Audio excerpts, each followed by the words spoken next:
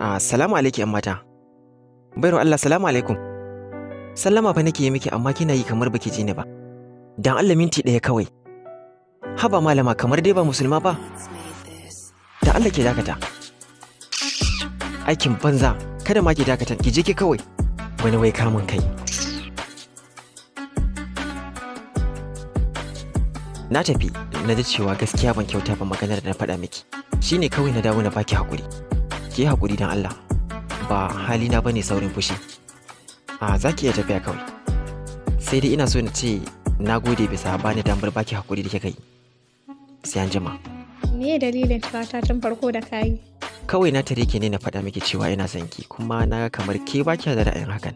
Dawar da kai ka bani haƙuri gaskiya ta burge ni. Menene sunanka? Sunana limamin masoya. Ke fa me sunanki? Zahra. Da kyau. To za a amince da soyayyar tawa ne? Na amince. To na gode sosai. Mu je na taka miki ko?